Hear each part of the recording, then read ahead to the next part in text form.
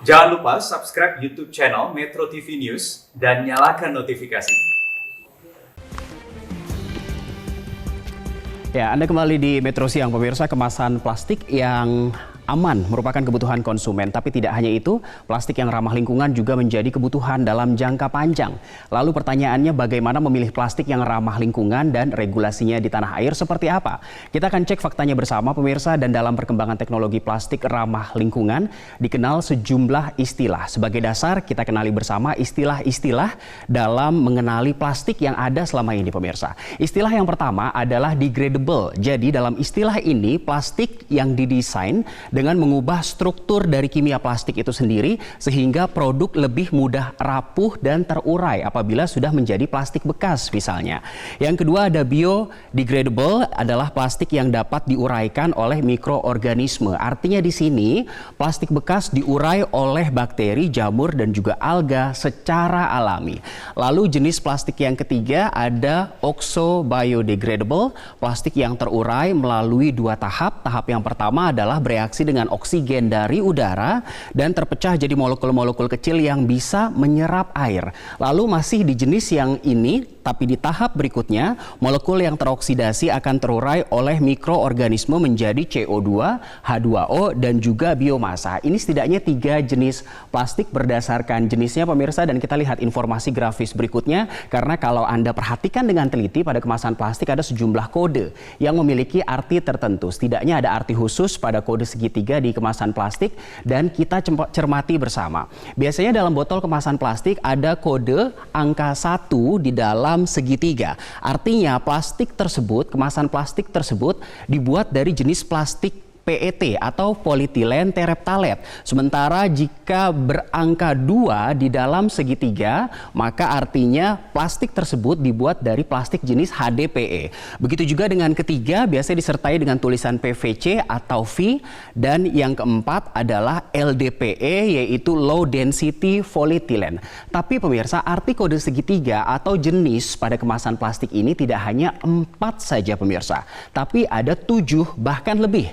Kita lihat informasi grafis yang berikutnya, ada segitiga di dalam kemasan botol plastik yang angkanya adalah angka 5 dengan tambahan informasi berupa PP. Artinya kemasan plastik tersebut dibuat dari polietilen. Sementara yang angka 6 dengan kode PS dibuat dengan polistiren, sementara yang angka 7 di dalam segitiga berwarna biru ini bertuliskan others, artinya kemasan plastik tersebut dibuat dengan jenis plastik yang berbeda dari 6 jenis yang ada ini, pemirsa. Lalu pemirsa, jenis mana yang paling baik? Faktanya dari sekian banyak jenis plastik, hanya plastik PET atau polietilen tereptalet yang mudah didaur ulang. Kita lihat informasi grafis berikutnya. Tidak hanya itu, karena jenis PET ini juga ramah lingkungan dan memiliki nilai ekonomis yang tinggi bagi masyarakat, dan biasanya juga, pemirsa, plastik seperti ini mudah ditemui dalam bentuk kemasan botol ataupun galon mineral dengan tampilan yang cenderung bening dan juga bersih. Ini adalah simulasi dari botol kemasan air mineral maupun galon jenis PTE atau PET lebih tepatnya. Selain mudah didaur ulang, jenis plastik ini juga lebih ringan dibandingkan dengan kemasan yang berjenis HDPE dan PP yang banyak digunakan di luaran sana. Selain itu, jenis PET ini juga dipastikan bebas bahan BPA yang berbahaya bagi kesehatan tubuh manusia. Dalam informasi grafis berikutnya, pemirsa, sebetulnya kemasan plastik sebisa mungkin harus bisa didaur ulang agar tidak terjadi timbunan yang dapat mencemari lingkungan, sehingga plastik yang aman baik untuk tubuh kita dan juga lingkungan. Ini dipastikan oleh Ketua Asosiasi Daur Ulang Plastik Indonesia atau ADUPI, ada Christine Halim, yang memastikan bahwa plastik jenis PET memiliki karakteristik lebih ramah lingkungan dan mudah didaur ulang berkali-kali dibandingkan plastik jenis lainnya. Bahkan dalam kalimat terakhir ini disampaikan bahwa botol PET juga bisa diproses 100 kali menjadi produk berharga. Artinya jenis PET ini selain bagus atau aman untuk tubuh manusia, juga ramah lingkungan dan bernilai ekonomi tinggi, pemirsa. Dari sisi pemerintah, kita lihat informasi grafis berikutnya. Kementerian Lingkungan Hidup dan Kehutanan atau KLHK KLHK juga mendukung seluruh pihak untuk melakukan daur ulang sampah, khususnya sampah plastik yang sedang kita bahas ini pemirsa. Disampaikan oleh Direktur Pengelolaan Sampah KLHK, ada Nofrizal Tahar, yang memastikan bahwa benarkah PET lebih ramah lingkungan.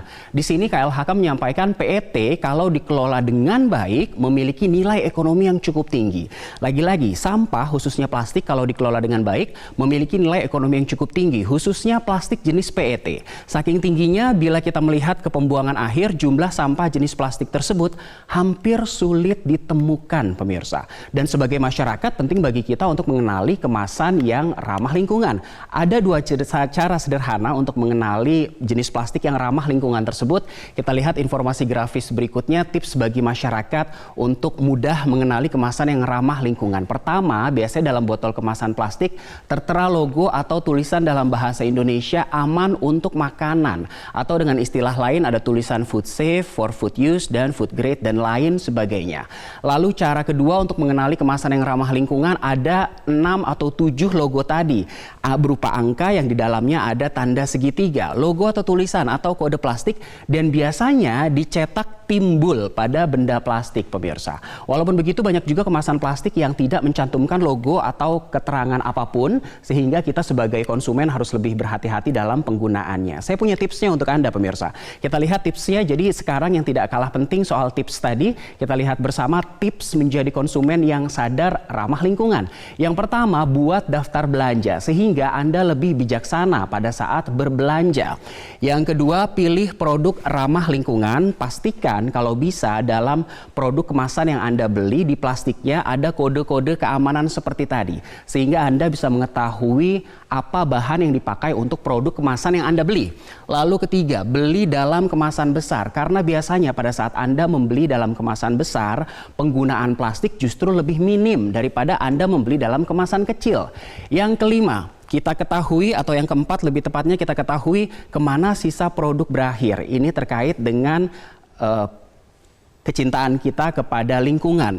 Yang berikutnya, telusuri sumber material produk. Seperti yang kita ketahui bersama bahwa kita harus mengetahui produk yang kita pakai kemasannya aman atau tidak. Lalu pemirsa, yang menjadi pertanyaan juga, regulasinya seperti apa terkait dengan semua ini yang ada di Indonesia pemirsa sebagai payung hukumnya.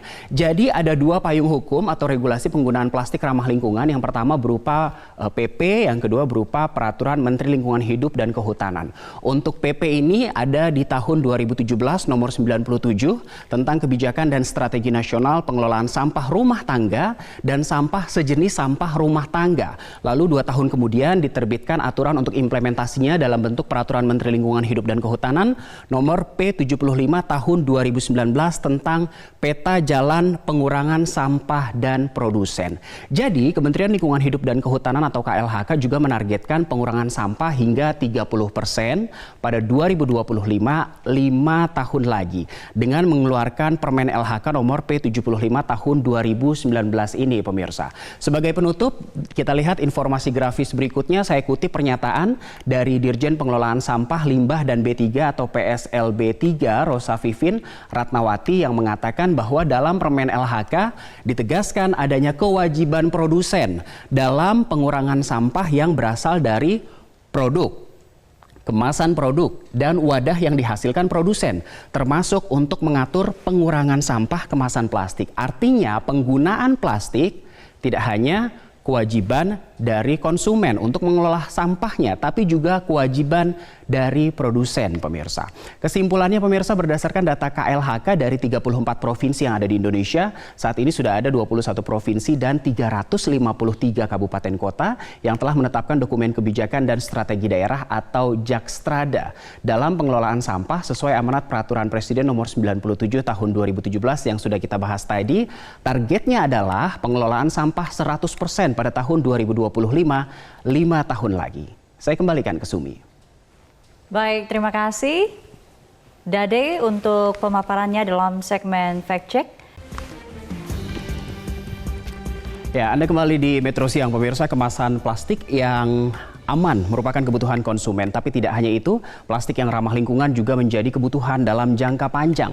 Lalu pertanyaannya, bagaimana memilih plastik yang ramah lingkungan dan regulasinya di tanah air seperti apa? Kita akan cek faktanya bersama pemirsa. Dan dalam perkembangan teknologi plastik ramah lingkungan dikenal sejumlah istilah. Sebagai dasar kita kenali bersama istilah-istilah dalam mengenali plastik yang ada selama ini pemirsa. Istilah yang pertama adalah degradable. Jadi dalam istilah ini plastik yang didesain dengan mengubah struktur dari kimia plastik itu sendiri sehingga produk lebih mudah rapuh dan terurai apabila sudah menjadi plastik bekas misalnya.